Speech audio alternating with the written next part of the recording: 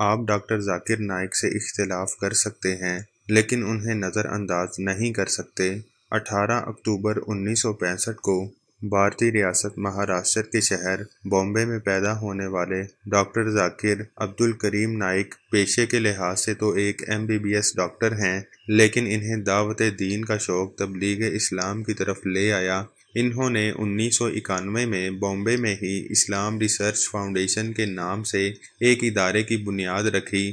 اللہ تعالیٰ کی شان دیکھیے کہ ڈاکٹر ذاکر نائک کی زبان میں لکنت بھی ہے اور وہ اکثر دعائے موسوی اے میرے رب میرا سینہ کھول دے اور میرا کام آسان کر دے اور میری زبان کی گرہ کھول دے کہ لوگ میری بات کو سمجھ سکیں پڑھتے دکھائی دیتے ہیں۔ اللہ تعالیٰ نے ان کی لکنت زدہ زبان میں ایسی تاثیر ڈالی کہ اس نے سارے عالم میں اسلام کی مٹھاس پھیلا دی۔ دنیا کے سارے بر اعظموں میں وہ جا چکے ہیں۔ 20 سال کے عرصہ میں انہوں نے 20 ملکوں میں بڑے عوامی اجتماعات سے خطاب کیا۔ کتنے ہی لوگوں کا بائبل، توریت اور ہندوؤں کی گیتا اور مہابھارت سے تقابل کر کے دائرہ اسلام میں داخل کیا۔ ذاکر نائک کہتے ہیں کہ دعوت دین کے مشن کے لیے وہ عظیم اسلامی مبلغ و محقق احمد دیدات سے متاثر ہوئے تھے، جن کے ساتھ ان کی پہلی ملاقات 1987 میں ہوئی۔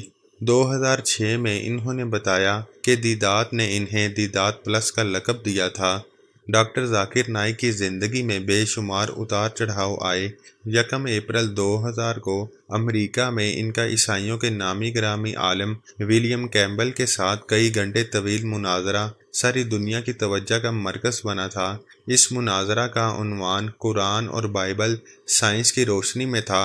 یہ مناظرہ ایک امریکی ٹی وی چینل پر براہ راست دکھایا گیا تھا، جس کے بعد کم از کم 34,000 لوگوں نے فوراً اسلام قبول کر لیا تھا۔ اس مناظرے کے بعد ہر جگہ انہیں تقابل ادیان کا سب سے بڑا ماہر سمجھا جانے لگا اور ہر جگہ انہیں دعوت دین کے لیے بلایا جانے لگا۔ یوں بھارت کے رہنے والے انتہا پسند ہندوؤں کو فکر لاحق ہوئی کہ ان کے لوگ بھی اسلام کی طرف جا رہے تھے۔ یوں 21 جنوری 2006 کو بھارت میں ہندوؤں کے سب سے بڑے عالم روی شنکر کے ساتھ ان کا اسلام میں تصور خدا اور ہندو مذہب کے موضوع پر مناظرہ ہوا تو انہوں نے روی شنکر کو تھوڑی ہی دیر میں بے بس کر دیا۔ یہ منظر دیکھ کر کتنے ہی ہندو مسلمان ہو گئے۔ اگلے سال یعنی 2007 میں انہوں نے بامبے میں سالانہ 10 روزہ امن کانفرنس کا انعقاد شروع کیا، جس میں دنیا بھر سے مبلغین اسلام جو ڈاکٹر ذاکر نائک کے ساتھی تھے آنا شروع ہوئے۔ وہ مذاہب عالم کا اسلام کے ساتھ تقابل پیش کرتے اور بے شمار لوگ اسلام قبول کر لیتے۔ یہ سلسلہ 2012 تک جاری رہا۔ جب اس کانفرنس میں ریکارڈ 10 لاکھ لوگ شریک ہوئے تو بھارتی انتہا پسند سماج ہل کر رہ گیا۔ ان دنوں بھارت میں نریندر مودی کو وزیر اعظم بنائے جانے کی مہم عروج پر پہنچنے لگی تو انتہا پسند تنظیمیں متحرک ہو چکی تھیں۔ انہوں نے یہ کہہ کر کہ ذاکر نائک اسلام کے ساتھ ہندو مت کا تقابل کر کے ان کی توہین کے مرتکب ہوئے ہیں، سالانہ کانفرنس کے خلاف تحریک شروع کر کے اسے رکوا دیا۔ اس پر ڈاکٹر ذاکر نائک نے کانفرنس چنئی میں منعقد کرنے کا اعلان کیا تو وہاں بھی ایسی ہی صورتحال پیدا کر دی گئی۔ ان حالات کی وجہ سے عرصہ 4 سال سے یہ کانفرنس منعقد نہ ہو سکی، لیکن جس کا حامی ہو خدا اسے مٹا سکتا ہے کون کے مصداق ڈاکٹر ذاکر کی دعوت کا سلسلہ ان کے پیس ٹی وی، ویڈیو ریکارڈنگز، تحریروں، انٹرنیٹ اور غیر ملکی دوروں کے ذریعے جاری رہا۔ پیس ٹی وی نے ایسی مقبولیت حاصل کی کہ اس کے ناظرین کی تعداد 10 کروڑ سے تجاوز کرنے لگی۔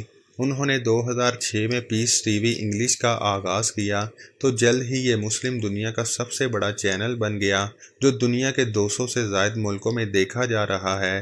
اس کے اب بھی 25% ناظرین غیر مسلم ہیں۔ انہوں نے 2011 میں بنگلہ جبکہ 2015 میں چینی زبان میں چینل کی نشریات کا آغاز کیا۔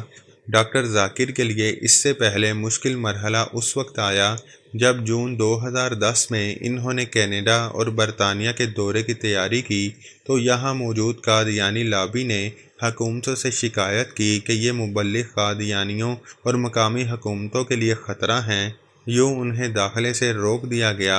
2010 میں ہی بھارتی نشریاتی ادارے انڈین ایکسپریس نے انہیں ملک کی بااثر شخصیات میں 90 نمبر پر رکھا تو 2011 میں ان کا درجہ 89واں تھا۔ اس سے پہلے 2009 میں انہیں بھارت کے مختلف مذاہب کے 10 بڑے مذہبی مبلغین میں تیسرے درجے پر رکھا گیا تھا۔ 2011 سے 2014 تک امریکہ کی جارج ٹاؤن یونیورسٹی نے انہیں دنیا کی 500 بااثر ترین شخصیات میں مسلسل برقرار رکھا۔ ان کی انہی خدمات کے اعزاز میں 29 جولائی 2013 کو انہیں متحدہ عرب امارات کے نائب صدر اور دبئی کے حکمران شیخ محمد بن راشد ال مکتوم کی جانب سے 2013 کی بہترین مسلم شخصیت قرار دے کر بین الاقوامی قرآن ایوارڈ دیا گیا، جس کے ساتھ انہیں 7.5 لاکھ درہم انعامی رقم ملی، جو ڈاکٹر ذاکر نے پیس ٹی وی کے لیے وقف کی۔ اسی سال انہیں ملائیشیا کے بادشاہ نے ملک کا سب سے بڑا ایوارڈ دیا۔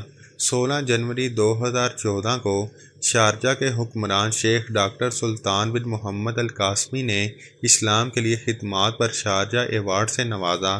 25 اکتوبر 2014 میں انہیں گیمبیا کے یوم آزادی کا واحد مہمان خصوصی بنا کر مدعو کیا گیا تھا، جہاں انہیں ڈاکٹریٹ کی اعزازی ڈگری دی گئی۔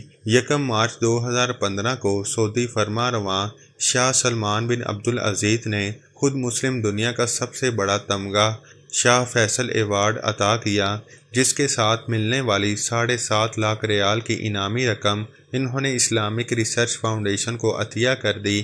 اس وقت فیس بک پر ان کا پیج مسلم دنیا کی تمام شخصیات میں سب سے مقبول اور سب سے زیادہ تیزی سے پسندیدگی حاصل کرنے کا اعزاز رکھتا ہے، جو 1.5 کروڑ سے زائد لائکس لے چکا ہے۔ 1 جولائی 2016 کو ڈھاکہ میں دہشت گردانہ حملے کے بعد اسلام دشمن بنگالی اور بھارتی میڈیا نے ڈاکٹر ذاکر نائک کے خلاف اب تک طوفان بدتمیزی برپا کر رکھا ہے۔ بنگلہ دیشی حکومت نے پہلے ان کے چینل اور پھر تنظیم پر پابندی عائد کر دی، تو وہی کچھ اب بھارت میں ہو رہا ہے۔ ان کی آواز کو پابند سلاسل کرنے کے لیے بھارت کے چوٹی کے دماغ اور ساری مشینری دن رات سر توڑ کوششوں میں مصروف ہے۔ ان کے خلاف نئی قانون سازی کی جا رہی ہے، تو راستے بند کرنے کے لیے دماغ لڑائے جا رہے ہیں۔